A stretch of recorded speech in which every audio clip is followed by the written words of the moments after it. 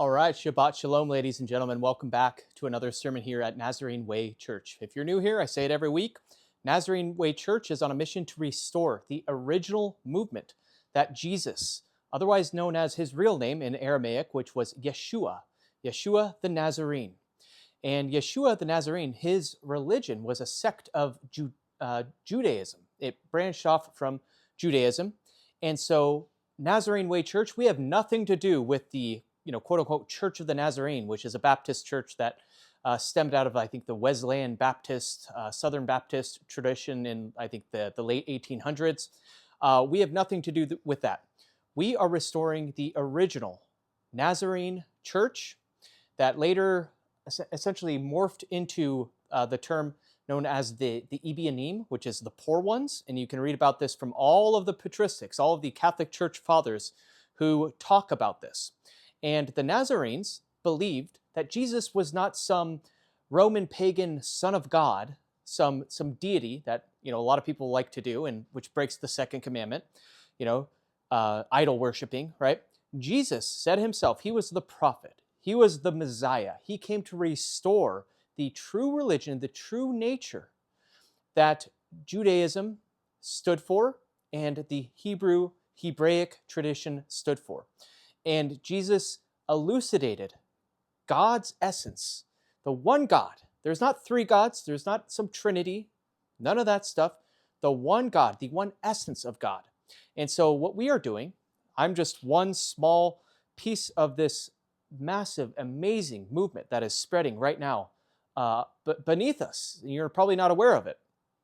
And what I'm referring to and talking about is people like Aaron Abke and James Benefico of the Jesus Way podcast, and Cam Waters and Chris of the Ebionite Mystic YouTube channel. There's a whole group of us that are chatting, having discourse, dialogue, researching, and it is really an amazing, amazing thing to see unfold. And I'm really, really excited for the next 20 years because amidst our time of absolute chaos, and I'm coming to you from right now on the Sabbath, Friday evening, in which earlier this week, sadly, 2 days ago, Charlie Kirk, who is a conservative voice that would debate any person on campus, he was assassinated, shot through the neck in a very, very sad display of human nature, kind of divulging into chaos.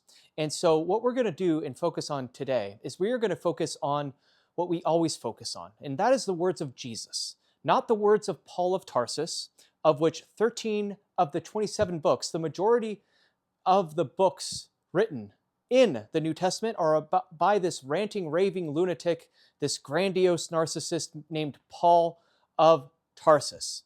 We cast aside, just like the Nazarenes and the Ebionites did, they cast aside the words of Paul. They call him apostate of the law, apostate of the Torah.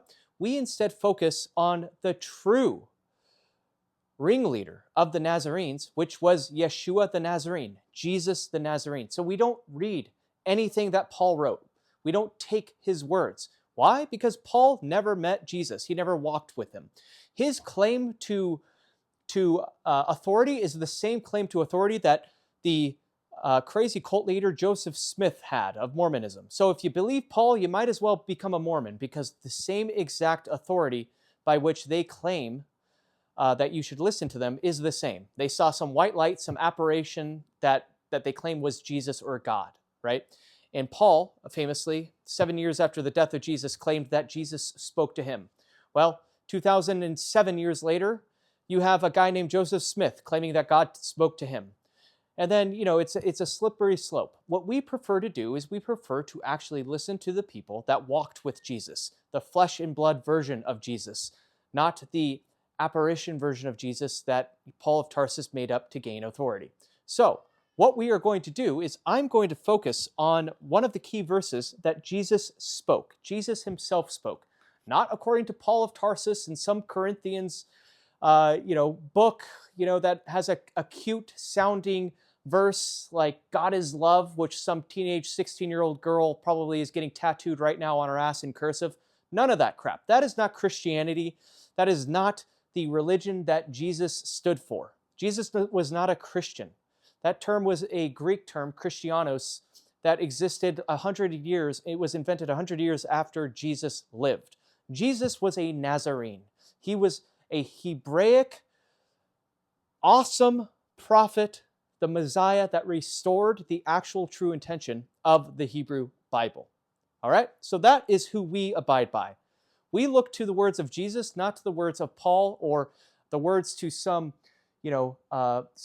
pope in a white cap, white robe with red little shoes as he's tap dancing away and smoking a cigar with all of his power and gold surrounding him while he, screws off to the frickin' White Sox. That is not the religion we follow. We follow the man, the revolutionary, the anti-institutionalist revolutionary named Jesus the Nazarene. So if you're still with me, if I haven't run you off yet, then let's dive into the sermon. For everyone else, for everyone that's dismayed and calling me a heretic, you can go ahead and take a hike right now because I'm not for you. I am for those who want to actually follow Jesus and no one else. Not the Pope, not some Hawaiian shirt wearing pastor, Bible thumping and screaming that God hates fags. No, I'm for the people that actually want to live with and walk with in the way that Jesus the Nazarene walked. So let's dive in to the key verse of this week. What is the key verse of this week? Well, the title of this sermon is Put Your Sword Away. And you may see I'm glancing at my notes that I wrote out here to keep me on track, because otherwise I'll go down rabbit holes like I just went down up to this point. So we're going to focus on Matthew 26, verse 52. Okay? And this was the famous verse in which he is commanding, when he is arrested, his brethren. And he says, "Then Jesus said to him, 'Put your sword back into its place, for all who take the sword will perish by the sword.'" And this relates to the whole idea, live by the sword, die by the sword, right? So we're going to come back to this. Matthew 26:52, our entire sermon, and the thing that I want you to focus on and reflect on during this week is Matthew 26:52, when Jesus said, "Put your sword back into its place, for all who take the sword will perish by the sword." So why is this pertinent? Well, let's talk about what happened 2 days ago with Charlie Kirk. He was assassinated, and it was tragic. I don't care what side of the political spectrum you're on. I'm not deeply involved with politics at all. Whether you're, a flaming liberal, what they call libtards, or a Democrat, far right, or what Democrats would call the far right fascists or Nazi. It doesn't matter, right? Republican, Democrat, none of that stuff matters. What matters is this, is that it is tragic when a person is speaking their mind and having open dialogue and gets shot through the throat and dies. It is tragic. I don't care what side of the political spectrum you're on. This is above politics. And so really tonight, we're going to reflect on this one verse and what it means for us as followers of the way. And get ready, because where I'm going to go with this, if you are a Democrat and you think that I'm going to go in the direction of just, commemorating Charlie Kirk and hoisting him up on a pedestal, you are wrong. Nor am I going to beat him down. I want to share something about this event that I think is very important for us to reflect on, which you will hear here very, very soon. So let's talk about the verse again. Matthew 26:52. Jesus said to him, "Put your sword back into its place, for all who take the sword will perish by the sword." I want you to pay attention to one thing. Jesus said this, to Peter, right? At the very moment when violence might seem justified, right? When Jesus was wrongfully arrested, right, for overturning the tables of the violent ones, those who partook in the animal sacrificial cult of the rabbinic Judaism of the time, of the Sadducees and of the Pharisees, who were just creating this absolute huge money market based on the sacrifice of animals. If you buy a cow, oh, you're going to have an even better place in heaven. If you buy a cow and slit his throat, kosher style, right? God didn't say that.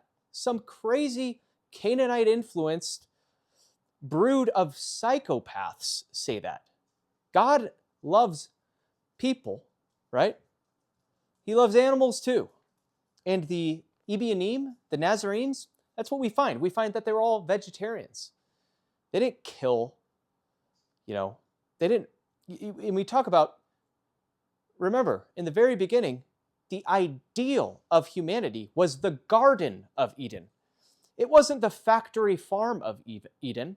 It wasn't the horrific slaughterhouse of Eden. It wasn't the horrific slaughterhouse at the time of the temple. It was the Garden of Eden. And we are instructed in Genesis 1:29 to eat seeds, to eat fruit, not to slaughter and kill animals. And so Jesus overturned that. He saw that the temple has been turned into this slaughterhouse that we are essentially living in today, but we're kind of blinded from, right? And like this money exchange.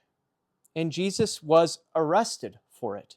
So you would think that at a time when Jesus was arrested wrongfully, that this would be the very moment that Jesus might say, you know what, hey, we need to take up our swords and defend ourselves. But no, Jesus says, put your sword back into its place. For all who take the sword will perish by the sword. You see, Jesus the Nazarene, he rejects armed defense, even for his own life. He rejects armed defense, even for his own life. Someone broke into his home, he wouldn't blast them with a shotgun in the face. He rejects taking up the gun, taking up the sword. The true prophet leads to peace, not to bloodshed. And we know this, and we see so many examples of Jesus saying this, not just in Matthew, but in the Clementine literature, which the early Jewish Christians, the early Nazarenes and Ebionites used, in which the literature also says that Paul is the apostate of the law. Paul is the enemy, right? And we find here that in the Clementine literature, Homily 12, chapter 62, that the true prophet, Jesus, leads to peace, not bloodshed. So we know that this is the case. This is a one resounding principle that we have throughout many different literature pieces, canonical or not, quote unquote canonical, which is a man-made construct, right? And the Ebionim, they understood the Torah preserves life. Violence destroys it. And, in modern America today, the quote unquote sword that Jesus is talking about has become the gun. And Charlie Kirk, paradoxically and sadly, once said, and by the way, before I get into this quote, I want to highlight something, is that something that Elon Musk has highlighted and echoed many times, is that the world seems to love irony and paradox. And here is the unfortunate paradox, because this is what Charlie Kirk once said. He said, "It is worth the cost of some deaths per year from gun violence in order to have our God-given right of carrying guns." So let's kind of dive into Charlie Kirk and his statement, okay? And this is the sad reality of the modern day Christianity and Catholicism and the brainwashing that they have done to Americans and to this mind virus Christianity cult, this mind virus Christianity American cult, to which one is taught that holding a gun, brandishing a gun, and using it as self-defense is a God-given right. The fact is that having a gun is not a God-given right. God never gave humanity the right to bear arms. Jesus explicitly, as we've just seen, forbids it. Even when Jesus was arrested, even when they came after Jesus, he said, do not take up the sword. Do not take up your gun. Put your sword back in its place. Put your gun back in its place. And what many call God-given rights are really just societal rights, created by governments, not by God, not by the eternal one. And it's so sad to think that, this Charlie Kirk guy was brainwashed into thinking that, oh, brandishing a gun, holding a gun is a God-given right. God was not a violent one. A right to bear arms, a right to bear a gun and take it out and kill somebody else and hurt somebody else, even in self-defense, that is not a God-given right. That is a societal right that, according to Jesus, we should not bear, we should not take up, we should not use. And the Ebionim and the Nazarenes, they knew this. Faith is proved by works of peace, not by clinging to weapons. And really, this highlights the tragedy of Charlie Kirk's death. It really should awaken us not to bear more arms. And I see there's a huge narrative out there of people that, want to get back at the, so-called left. And they caught the suspect today. And, it seems a lot messier than you think. A lot of people were expecting a blue-haired, queer, libtard psychopath that shot him. But no, right? And so a lot of people were saying, okay, we need to get back at the left. We need to bear our arms and use violence, right? And the tragedy of Charlie Kirk's death should awaken us, not to bear more arms, but to repent of violence altogether. The sad reality is, just like I highlighted, the great paradox and the great irony is that the very thing Charlie Kirk said ended up being the very thing that took his life. When Charlie Kirk said, "It is worth the cost of some deaths per year from gun violence in order to have our God-given right of carrying guns," well, sorry, Charlie. It's not a God-given right. It's a societal right that you should have taken a stand against and you should have absolved yourself of. Unfortunately, Charlie spoke at many, many Second Amendment conferences, right to bear arms conferences, and advocated for people to be able to walk into Walmart with a IQ of 78, which is 1 point above legally being declared retarded, walk into Walmart, buy guns, buy machine guns, buy whatever you want. And unfortunately, that very thing, that very belief, that very brainwashed thing that we are indoctrinated into believing in modern day Christianity is the very thing that took his own life.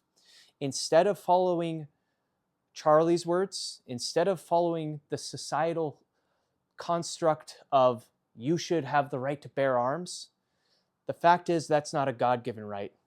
As Jesus said, put your sword back into its place.